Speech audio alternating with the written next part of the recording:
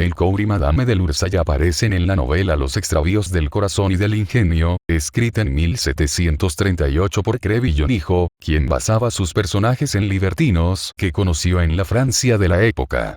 Para Crébillon hijo, la seducción se reduce a señales, a ser capaz de emitirlas y entenderlas.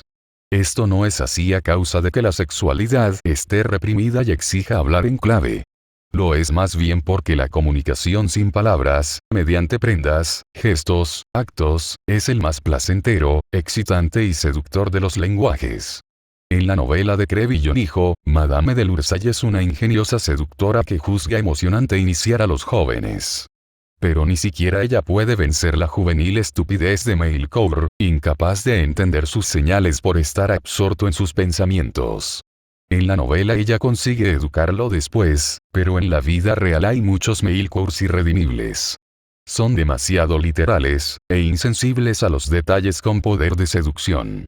Más que repeler, irritan, y te enfurecen con sus incesantes interpretaciones erróneas, viendo siempre la vida desde detrás de la cortina de su ego e incapaces de ver las cosas como realmente son. Melkor está tan embebido en sí mismo que no repara en que Madame espera que dé el paso audaz al que ella tendría que sucumbir. Su vacilación indica que piensa en él, no en ella, que le preocupa cómo lucirá, y no que le abruman sus encantos. Nada podría ser más antiseductor que eso. Reconoce este tipo. Y si pasa de la joven edad que le serviría de pretexto, no te enredes en su torpeza. Te contagiará de duda. 4. En la corte Heian del Japón de fines del siglo X, el joven noble Kaoru, supuesto hijo del gran seductor Genji, solo había tenido desdichas en el amor. Se encaprichó entonces con una joven princesa, Oihimi, quien vivía en una casa ruinosa en el campo, tras la caída en desgracia de su padre. Un día tuvo un encuentro con la hermana de Oihimi, Nakanokimi, quien lo convenció de que era ella a quien realmente amaba. Confundido, Kaoru regresó a la corte, y no visitó a las hermanas por un tiempo. Más tarde, el padre de ellas murió, seguido poco después por la propia Oihimi. Kaoru se dio cuenta entonces de su error. Había amado a Oihimi desde siempre, y ella había muerto por la desesperación de que él no la quisiera. No volvería a verla jamás, pero ya no podía hacer otra cosa que pensar en ella. Cuando Nakanokimi, a la muerte de su padre y su hermana, fue a vivir a la corte, Kaoru hizo convertir en santuario la casa donde habían vivido Oihimi y su familia. Un día, Nakanokimi, viendo la melancolía en que Kaoru había caído, le dijo que tenía otra hermana, Ukifune, parecida a su amada Oihimi y que vivía oculta en el campo. Kaoru se animó. Quizá tenía la oportunidad de redimirse, de cambiar el pasado. Pero ¿cómo podía hallar a esa mujer? Ocurrió entonces que él visitó el santuario para presentar sus respetos a la desaparecida Oihimi, y se enteró de que la misteriosa Ukifune también estaba ahí. Emocionado y agitado, logró vislumbrarla por la rendija de una puerta. Su vista le hizo perder el aliento. Aunque era una muchacha rural ordinaria, a ojos de Kaoru era la viva encarnación de Oihimi. Su voz, además, se parecía a la de Nakanokimi, a quien también había amado. Los ojos se le llenaron de lágrimas. Meses después, Kaoru dio con la casa en las montañas donde vivía Ukifune. La visitó ahí, y no lo decepcionó. Una vez tuve un destello de ti por la rendija de una puerta, le dijo, y desde entonces has estado mucho en mi mente. Luego la cargó en brazos y la llevó hasta un carruaje que los esperaba. La conduciría otra vez al santuario, y el viaje allá le devolvería la imagen de Oihimi. Sus ojos se anegaron en nuevas lágrimas. Mirando a Ukifune, la comparaba en silencio con Oihimi. Su ropa era menos bonita, pero tenía un cabello hermoso. Cuando Oihimi vivía, Kaoru y ella habían tocado juntos el koto, así que, una vez en el santuario, él hizo sacar kotos. Ukifune no tocaba tan bien como Oihimi, y sus modales eran menos refinados. No importaba. Él le daría lecciones, haría de ella una dama. Pero entonces, como había hecho con Oihimi, Kaoru regresó a la corte, dejando a Ukifune languidecer en el santuario. Pasó tiempo antes de que volviera a visitarla. Ella había mejorado, estaba más hermosa que antes, pero él no podía dejar de pensar en Oihimi. Kaoru la abandonó de nuevo, prometiendo llevarla a la corte, pero pasaron varias semanas hasta que finalmente recibió la noticia de que Ukifune había desaparecido, habiendo sido vista por última vez en dirección a un río. Probablemente se había suicidado. En la ceremonia fúnebre de Ukifune, la culpa atormentó a Kaoru. ¿Por qué no había ido antes por ella? Ukifune merecía un mejor destino. Kaoru y los demás personajes aparecen en la historia de Genji, novela japonesa del siglo XI, de la aristócrata Murasaki Shikibu. Los personajes de este libro están basados en gente que la autora conoció, pero el tipo de Kaoru aparece en todas las culturas y periodos. Se trata de hombres y mujeres que aparentemente buscan una pareja ideal. La que tienen nunca es lo bastante satisfactoria. Una persona es entusiasma a primera vista, pero pronto le encuentran defectos, y cuando otra se cruza en su camino, les parece mejor y olvidan a la primera. Este tipo de personas suelen tratar de influir en el imperfecto mortal que las ha entusiasmado, para mejorarlo cultural y moralmente. Pero esto resulta muy desafortunado para ambas partes.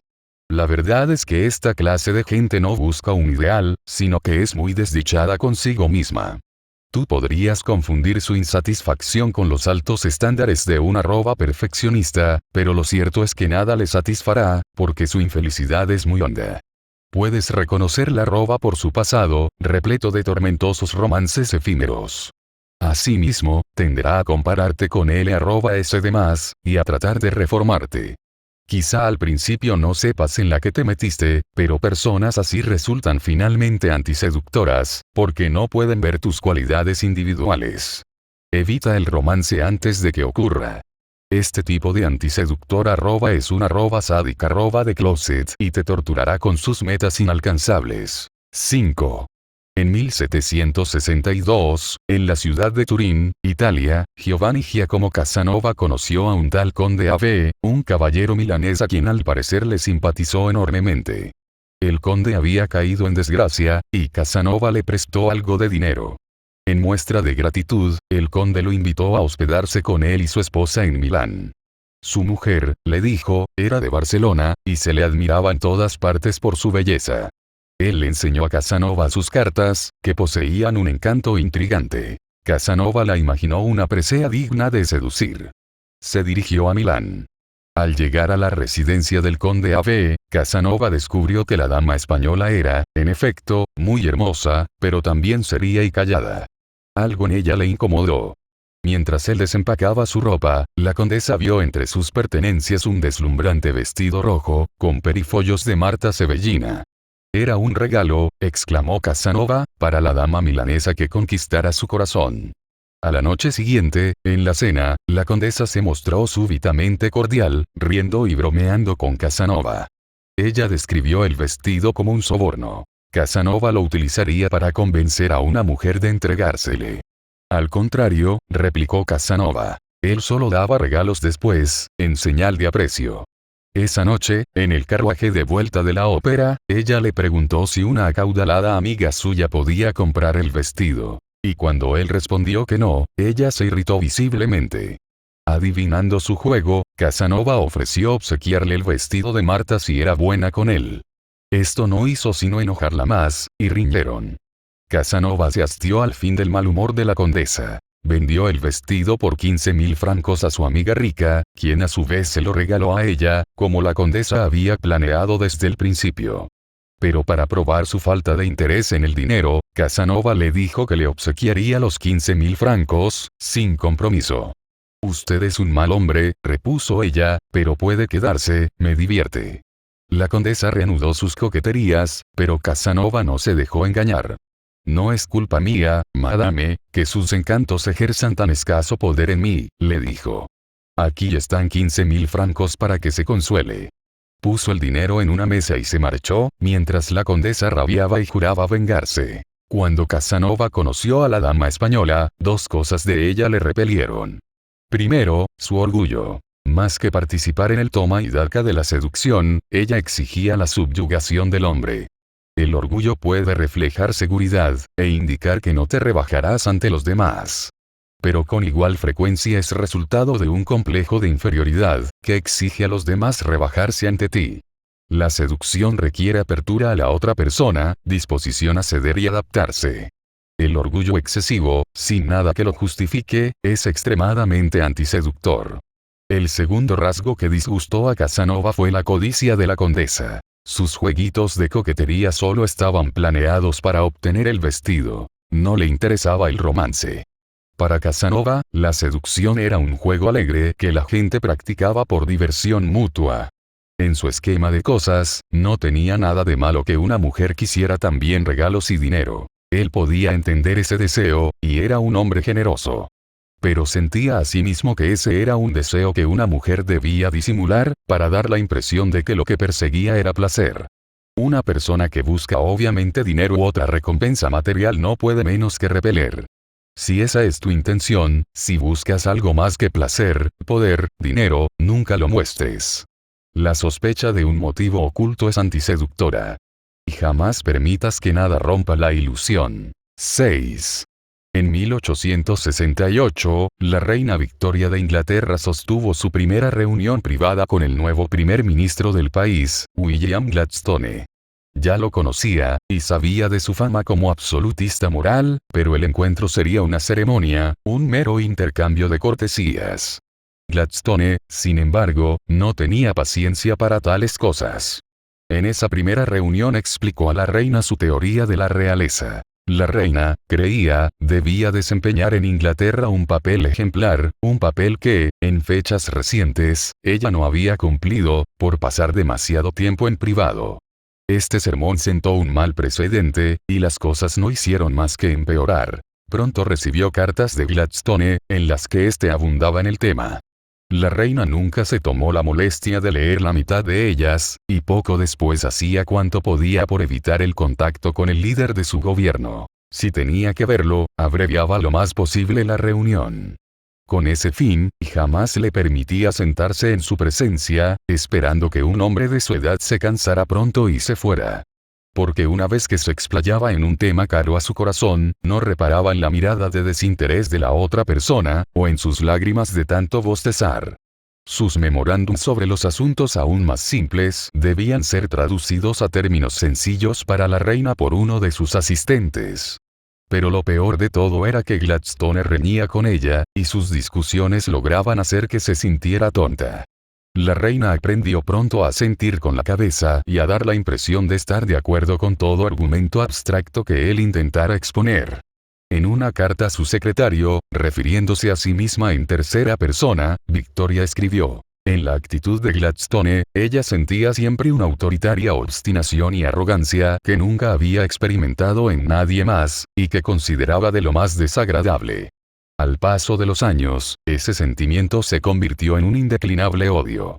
Como líder del Partido Liberal, Gladstone tenía una némesis: Benjamin Disraeli, líder del Partido Conservador. Lo consideraba amoral, un judío diabólico. En una sesión del Parlamento, Gladstone arremetió contra su adversario, anotándose un punto tras otro mientras describía a dónde llevarían las medidas de su rival.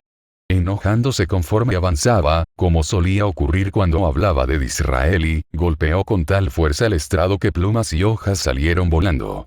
Entretanto, Disraeli parecía semidormido. Cuando Gladstone terminó, aquel abrió los ojos, se puso de pie y se acercó tranquilamente al estrado. El correcto y honorable caballero, dijo, ha hablado con mucha pasión, mucha elocuencia y mucha, violencia. Tras una larga pausa, continuó: pero el daño no es irreparable, y procedió a recoger todo lo que se había caído del estrado, y a ponerlo nuevamente en su lugar. El discurso que siguió fue más magistral aún por su sereno e irónico contraste con el de Gladstone. Los miembros del Parlamento quedaron fascinados, y todos coincidieron en que Disraeli había ganado el día.